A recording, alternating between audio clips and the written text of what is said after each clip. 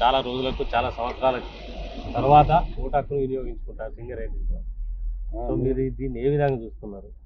7 సంవత్సరాల నుంచి ఎదురు చూస్తున్నాం మేము. ఎప్పుడెప్పుడు వస్తాయని ఎలక్షన్లు వస్తూనే ఉన్నాయి. ఇప్పుడు పోస్ట్ పోన్ అయితేనే ఉన్నాయి. ఈ దుర్భరణ పాలన ఏ టు అని టీబీసీ కేసులు కానీ అనగదొక్కాలని కార్మికులు ఎప్పటి నుంచి ఎదురు చూస్తున్నారు. ఇలా అది ఎమ్మెల్యే అందరి నుంచి ఆల్రెడీ అయిపోయింది. అలా మొత్తం భారం లేకుండా పోయింది. టీఆర్ఎస్ పార్టీ కూడా దుష్టమయ్యే పరిస్థితి జరిగింది, చూశారు. దానికి మేము ఇలా సంతోషంగా ఐఎన్టీయూసీ గెలవబోతుందని గడియారం గుర్తుకు అందరూ ఓటేసి గెలిపిస్తున్నారని, అతి మెజారిటీతో గెలిపించాలని అందరం కంకణం కట్టుకున్నాం. ఖచ్చితంగా గెలవబోతుంది, ప్రభుత్వాన్ని ఫామ్ చేయబోతున్నది. ఇప్పుడు సొంత ఇంటి కళ కూడా మాకు రావాలనేది కోరుకున్నాం. ముఖ్యంగా మాకు అదే కావాలి. కొందరికి దీపంలో కూడా కావాలని వాళ్ళు పెట్టారు. మేము ఇప్పుడు నౌకరీ చేసేటోళ్ళు కూడా అదే ఉన్నారని మేము అందరం కోరుకుంటున్నాం. దానివల్ల మేము ప్రభుత్వం రావాలి. వాళ్ళ ఈ ఐఎన్టీయూసీ గెలిస్తేనే రేపు కాంగ్రెస్ పార్టీ ఉన్నది కాబట్టి మాకు అనుకూలంగా అన్ని పనులు అవుతాయని మేము దానివల్ల మేము ఐఎన్టీయూసీకి ఓటేసి అందరూ గెలిపించాలని కోరుకుంటున్నాం. మేము ఐఎన్టీయూసీ ఓటేసి గెలుపుకుంటున్నాం. మరి గతంలో బీఆర్ఎస్ పార్టీ అనుబంధ సంస్థ తెలంగాణ బొగ్గు గనుక కార్మిక సంఘం కార్మికుల కోసం చాలా చేసిందని చెప్పేసి ప్రకటనలో వచ్చింది కదా, మీకు చేసిన దాఖలాలు ఉన్నాయా? సార్ చేసిందా చేయలేదా? చేసింది అని అంటే చేసినది, కానీ మొత్తం అన్ని లంచాలు ఉండి దాన్ని ప్రభుత్వం మొత్తం తీసుకున్నది. ఇప్పుడు మనం దీన్ని కరోనా నియామకాలు అయితే మీరు చూస్తున్నారు. ప్రతి ఒక్కరికి 6 లక్షలు 7 లక్షలు తీసుకొని పనులు ఇస్తున్నారు. కొన్ని అప్పుడు కేసీఆర్ కూడా లంచం తీసుకున్నాను చెప్తాను కూడా లంచం చెప్తాను కూడా అని చెప్పేసి అన్నారు. ఇచ్చేది వాళ్ళు మనమే తీసుకున్న వాళ్ళే చెప్పుతో కొట్టినట్టు కూడా అయిపోయింది. వాళ్ళకి కార్మికులు కూడా అట్నే బుద్ధి చెప్పాలని చెప్తున్నారు. రేపు అసెంబ్లీలో కూడా అదే చెప్పారు. అలా పరిస్థితి కూడా ఘోరంగా ఉన్నది. ఇవన్నీ మీకు తెలిసిన విషయాలే. అందుకే ఇలా టీఆర్ఎస్ అనేది లేకుండా పోయింది. ఇప్పుడు ఇక్కడ టీడీపీ టీఆర్ఎస్ లేకుండా పోయింది. అసలు పెద్ద పెద్ద నాయకులే రాజీనామా చేసి మొత్తం బయటకు వచ్చారు. ఇలా వాళ్ళ పరిస్థితి బాగలేదు కాబట్టి వీళ్ళు కూడా బయటకు వచ్చారు. అందుకే ఐఎన్టీయూసీని ఇలా బలపతం చేయాలనేది అందరూ అనుకుంటున్నాం. ఐఎన్టీయూసీ గెలవు. చెప్పండి సార్, ఇలా చాలా రోజులకు చాలా సంవత్సరాల తర్వాత ఓటు హక్కును వినియోగించుకుంటారు సింగరేణిలో. సో మీరు దీన్ని ఏ విధంగా చూస్తున్నారు? 7 సంవత్సరాల నుంచి ఎదురు చూస్తున్నాం మేము. ఎప్పుడెప్పుడు వస్తాయని ఎలక్షన్లు వస్తూనే ఉన్నాయి. ఇప్పుడు పోస్ట్ పోన్ అయితేనే ఉన్నాయి. ఈ దుర్భరణ పాలన ఏ టు అని టీబీసీ కేసులు కానీ అనగదొక్కాలని కార్మికులు ఎప్పటి నుంచి ఎదురు చూస్తున్నారు. ఇలా అది ఎమ్మెల్యే అందరి నుంచి ఆల్రెడీ అయిపోయింది. అలా మొత్తం భారం లేకుండా పోయింది. టీఆర్ఎస్ పార్టీ కూడా దుష్టమయ్యే పరిస్థితి జరిగింది, చూశారు. దానికి మేము ఇలా సంతోషంగా ఐఎన్టీయూసీ గెలవబోతుందని గడియారం గుర్తుకు అందరూ ఓటేసి గెలిపిస్తున్నారని, అతి మెజారిటీతో గెలిపించాలని అందరం కంకణం కట్టుకున్నాం. ఖచ్చితంగా గెలవబోతుంది, ప్రభుత్వాన్ని ఫామ్ చేయబోతున్నది. ఇప్పుడు సొంత ఇంటి కళ కూడా మాకు రావాలనేది కోరుకున్నాం. ముఖ్యంగా మాకు అదే కావాలి. కొందరికి దీపంలో కూడా కావాలని వాళ్ళు పెట్టారు. మేము ఇప్పుడు నౌకరీ చేసేటోళ్ళు కూడా అదే ఉన్నారని మేము అందరం కోరుకుంటున్నాం. దానివల్ల మేము ప్రభుత్వం రావాలి. వాళ్ళ ఈ ఐఎన్టీయూసీ గెలిస్తేనే రేపు కాంగ్రెస్ పార్టీ ఉన్నది కాబట్టి మాకు అనుకూలంగా అన్ని పనులు అవుతాయని మేము దానివల్ల మేము ఐఎన్టీయూసీకి ఓటేసి అందరూ గెలిపించాలని కోరుకుంటున్నాం. మేము ఐఎన్టీయూసీ ఓటేసి గెలుపుకుంటున్నాం. మరి గతంలో బీఆర్ఎస్ పార్టీ అనుబంధ సంస్థ తెలంగాణ బొగ్గు గనుక కార్మిక సంఘం కార్మికుల కోసం చాలా చేసిందని చెప్పేసి ప్రకటనలో వచ్చింది కదా, మీకు చేసిన దాఖలాలు ఉన్నాయా? సార్ చేసిందా చేయలేదా? చేసింది అని అంటే చేసినది, కానీ మొత్తం అన్ని లంచాలు ఉండి దాన్ని ప్రభుత్వం మొత్తం తీసుకున్నది. ఇప్పుడు మనం దీన్ని కరోనా నియామకాలు అయితే మీరు చూస్తున్నారు. ప్రతి ఒక్కరికి 6 లక్షలు 7 లక్షలు తీసుకొని పనులు ఇస్తున్నారు. కొన్ని అప్పుడు కేసీఆర్ కూడా లంచం తీసుకున్నాను చెప్తాను కూడా లంచం చెప్తాను కూడా అని చెప్పేసి అన్నారు. ఇచ్చేది వాళ్ళు మనమే తీసుకున్న వాళ్ళే చెప్పుతో కొట్టినట్టు కూడా అయిపోయింది. వాళ్ళకి కార్మికులు కూడా అట్నే బుద్ధి చెప్పాలని చెప్తున్నారు. రేపు అసెంబ్లీలో కూడా అదే చెప్పారు. అలా పరిస్థితి కూడా ఘోరంగా ఉన్నది. ఇవన్నీ మీకు తెలిసిన విషయాలే. అందుకే ఇలా టీఆర్ఎస్ అనేది లేకుండా పోయింది. ఇప్పుడు ఇక్కడ టీడీపీ టీఆర్ఎస్ లేకుండా పోయింది. అసలు పెద్ద పెద్ద నాయకులే రాజీనామా చేసి మొత్తం బయటకు వచ్చారు. ఇలా వాళ్ళ పరిస్థితి బాగలేదు కాబట్టి వీళ్ళు కూడా బయటకు వచ్చారు. అందుకే ఐఎన్టీయూసీని ఇలా బలపతం చేయాలనేది అందరూ అనుకుంటున్నాం. ఐఎన్టీయూసీ గెలవు. ఏరియాలో ఎలక్షన్ జరుగుతుంది. సో మీరు దీన్ని ఏ విధంగా చూస్తారు? ప్రభుత్వం మారింది, ఇప్పుడు కొత్త ప్రభుత్వం మన కొత్త కార్మిక సంఘాన్ని ఎన్నుకోవడానికి ఓటు వేయడానికి సిద్ధమైంది. సో మీరు ఏ కార్మిక సంఘాన్ని కోరుకుంటారు? మీ కార్మిక హక్కుల గురించి ఏం కోరుకుంటారు? ఉన్న విషయంలో అయితే చెప్పాలంటే ఇదివరకు కార్మికుల సంక్షేమం కోసం కానీ కార్మికుల కోసం కానీ చేసినటువంటి విషయాలు ఏమి లేవు. ముఖ్యంగా చెప్పుకోవాలి, ఏదో చిన్నది ఏదో తాటాకి సీతాకన్నట్టు చిన్న చిన్న అవి చేసి పెట్టి పెద్ద పెద్ద వేసుకవి అప్పులో గొప్పగా మార్చిన దిశగా చాలా ఉన్నాయి. కార్మికుల హక్కుల కోసం కానీ కార్మికుల శ్రేయస్ కోసం కానీ చేయాలంటే కార్మికులు తీసుకున్నటువంటి విషయాలలో కొంతవరకు అయితే వాళ్ళు నచ్చినట్టు విప్లవాలు ఉన్నటువంటి సంఘాలని కొంతవరకు అయితే రాష్ట్ర ప్రభుత్వం ఏదైతే ఉన్నదో దానికి సంబంధించినటువంటి ఐఎన్టీయూషన్ యూనియన్ కానీ తీసుకోవాలని చూడండి. ఎక్కువ శాతంగా చూడాలంటే రాష్ట్ర ప్రభుత్వానికి సంబంధించినటువంటి యూనియన్ ఉంటే చాలా వరకు కూడా అంటే ఇదివరకు ఉన్నటువంటి వాళ్ళ వారసత్వాన్ని వినియోగిస్తానని కాదు, కానీ ఇప్పుడున్నటువంటి డేర్ అండ్ డాషింగ్ సీఎం గారు కానీ లోకల్ ఉన్నటువంటి మనకు లీడర్లు కానీ మరి అప్పుడు టీఆర్ఎస్ ప్రభుత్వంలో తెలంగాణ బొగ్గు గని కార్మిక సంఘమే ఉంది కదా, అధికార పార్టీకి అనుబంధ సంఘమే కదా అప్పుడు అధికారం. సో మీకు అప్పుడు మీ కార్మిక చట్టాలు కానీ మీ హక్కులు కానీ ఏమన్నా చేయలేకపోయిందా? కార్మిక చట్టాలు హక్కులను చేయలేకపోయిందా అనేది ఇప్పుడు వాళ్ళు వాళ్ళు ఒకసారి దాన్ని అంతర్గతంగా విశ్లేషణ చేసుకోవాలి. వాళ్ళు ఇప్పుడున్నటువంటి పోటీల్లో మొత్తానికి పోటీకి లేకుండా పోయినటువంటి దాఖలాలు కనబడుతుంది. వాళ్ళు ఒకవేళ చేసినట్టయితే ఇప్పుడు ఈ పోటీలో కనబడాలి ఉన్నముచ్చట. ఏంటంటే కార్మిక లోకంలో వాళ్ళ పోటీలు ఉన్నట్టయితే ఎక్కడొక్కడ కనీసం రెండు డివిజన్లన్నా గెలిచేటట్టయినా కనబడాలి కదా. దిక్కుతోచని స్థితిలో ఎవరు గేట్ కాడ కాపాలంటే ఎవరు తీసుకుంటారు అనేటువంటి పరిస్థితికి అయిపోయింది పాపం. వాళ్ళ కార్మిక కార్యకర్తలు ఉన్నారు, దాంట్లో కష్టపడ్డ వాళ్ళు ఉన్నారు, అట్లా అనట్లేదు. వాళ్ళు ఇప్పుడు వివిధ యూనియన్లు ఉన్నా కానీ ప్రస్తుత కార్మికుల లోకం చూసేది మొత్తం కూడా ఏంటంటే రాష్ట్ర ప్రభుత్వం ఏదైతే ఉందో దానికి అనుబంధంగా ఉన్నటువంటి యూనియన్ ఐఎన్టీయూసీ దిక్కు గడియారం గుర్తించి చూస్తుంది, దాన్ని గెలిపించుకోవాలని ప్రయత్నం చేస్తుంది. మరి మీరు ఏం కోరుకుంటారు? ఐఎన్టీయూసీ ఇప్పుడు సంఘాన్ని గెలిపించుకొని మీ హక్కులు మీకు చేస్తుంది, మీ న్యాయ పోరాట హక్కులను మీకు అందిస్తుందని మీరు అనుకుంటారా? ఖచ్చితంగా అండి. ఎందుకంటే 6 గ్యారంటీలు రాష్ట్ర ప్రభుత్వం పెట్టినటువంటి విషయంలో రాష్ట్ర ప్రభుత్వం వచ్చినటువంటి ఒక వారం రోజుల లోపే 2 గ్యారంటీలని, తదుపరి 10 రోజుల లోపే తర్వాత గ్యారంటీలని, 100 రోజుల్లోపు మిగిలిన 6 గ్యారంటీలని ఖచ్చితంగా చేసేటువంటి ప్రభుత్వం మన కాంగ్రెస్ ప్రభుత్వం రెడీగా ఉన్నది.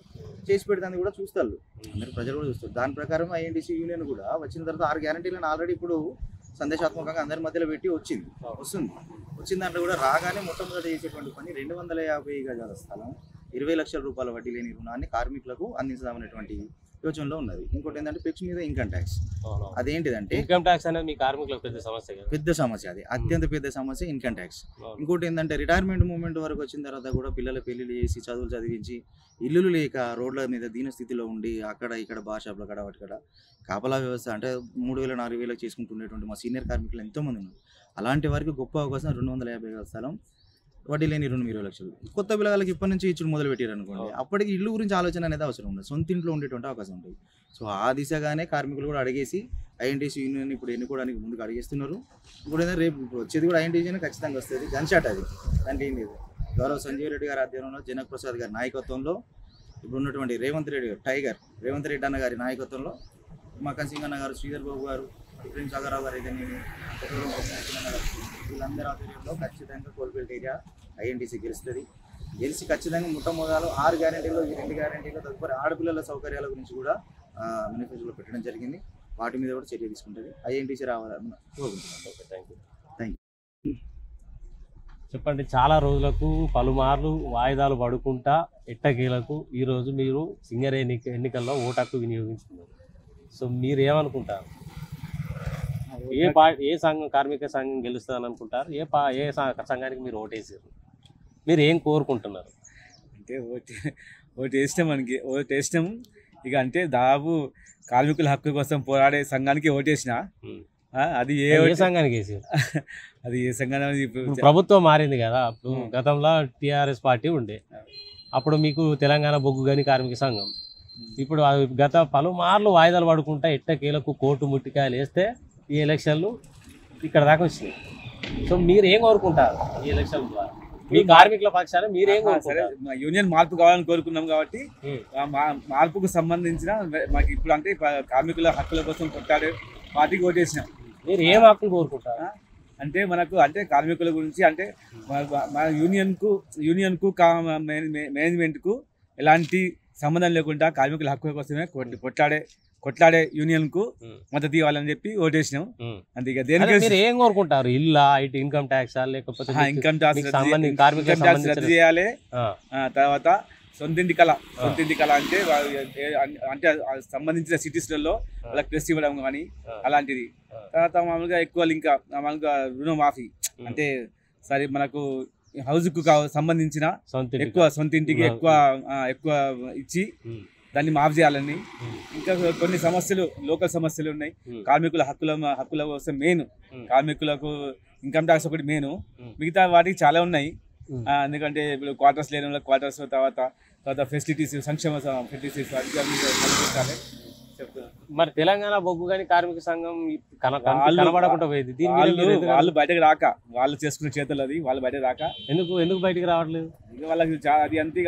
కార్మికుల పక్షాన మంచిగా చేసిన అందులో ఉన్న కార్మిక లీడర్లు వాళ్ళు తప్పుదోవ పట్టి వాళ్ళ అధికారం కోసం వాళ్ళు వేరే పార్టీలు మార్చడం, లేకుంటే వాళ్ళు వాయిస్ ఇవ్వకపోవడం వల్ల వాళ్ళు దూరం అయ్యారు అని అంతేగాని వేరేది ఏం లేదు. సో మరి ఇప్పుడు అయితే మీరు కోరుకుంటారా? ఇప్పుడు అయితే మీరు నమ్ముతున్నారా? ఇప్పుడు కార్మికులు వాళ్ళే పక్క ఉన్నప్పుడు వాళ్ళని ఎట్లా నమ్ముతాం? ఇప్పుడు ముందుకు వచ్చే వాళ్ళని నమ్ముతాం. కొత్త సంఘం ఇప్పుడు కొత్త యూనియన్ రావాలని కోరుకుంటున్నాం. అందులో మంచి ఇప్పుడు ఏ సంఘం రావాలని కోరుకుంటారు? జాతీయ సంఘాలు ఉన్నాయి. ఐఎన్టీసీ ఉంది, హెచ్ఎంఎస్ ఉంది, తర్వాత ఏటీస్ ఉంది. ఈ మూడిట్లో ఏదో ఒకటి గెలుస్తుంది పక్క. అంతే. మరి మీకు ఏ సంఘం వస్తే మీ కార్మికులకు న్యాయం జరుగుతుందని మీరు అనుకుంటారు? అది కాదు, అది అర్థం అవసరం లేదు. చెప్పండి బ్రదర్. ఈరోజు సింగరేణి ప్రాంతంలో చాలా రోజుల తర్వాత ఎలక్షన్లు జరగబోతుంది. పలుమార్లు వాయిదాలు పడుకుంటూ కోర్టు ముట్టికాయలు వేస్తే ఈరోజు ఎలక్షన్ జరుగుతుంది.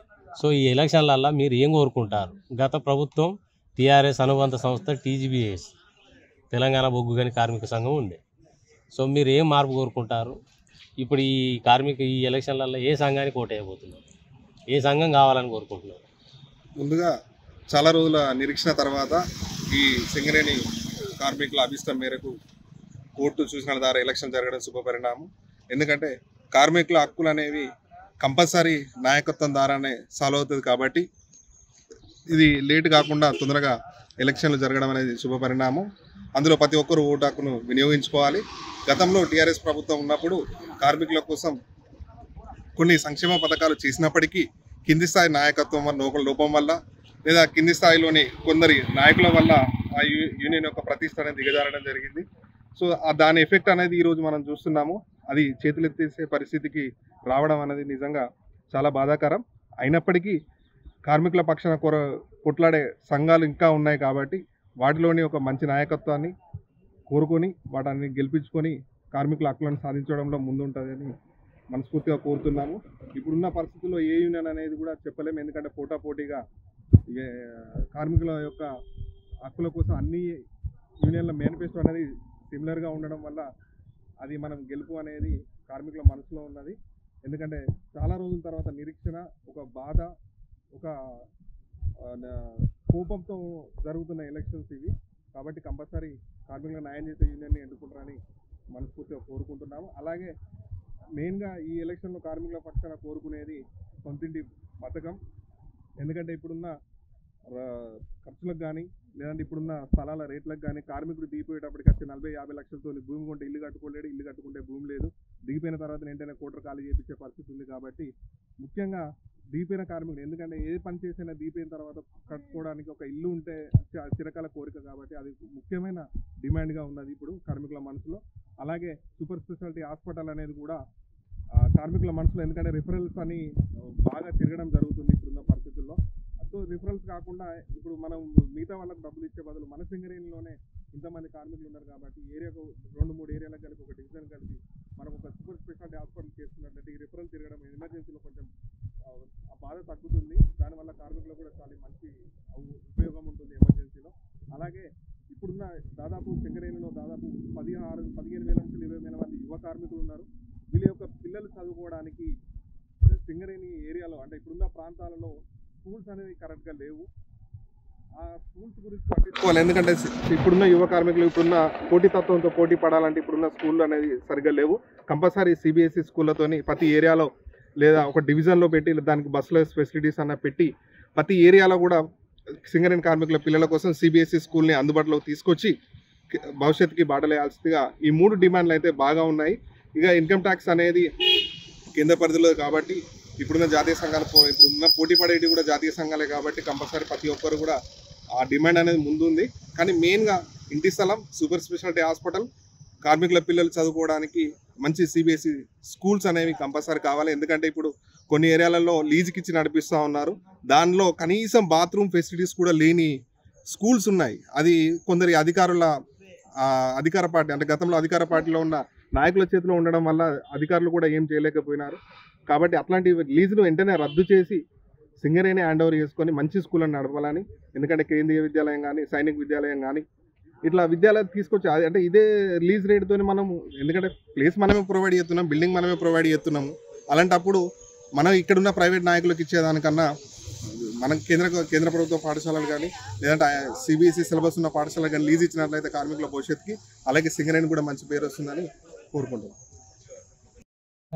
ప్రభుత్వ హయాంలో సింగరేణి పూర్తి స్థాయి చెప్పుకోలేనటువంటి అప్పుల్లో కూరుకుపోయిందని బయట వినికిడి. కానీ మీరు ఏమంటారు కార్మిక పక్షాన?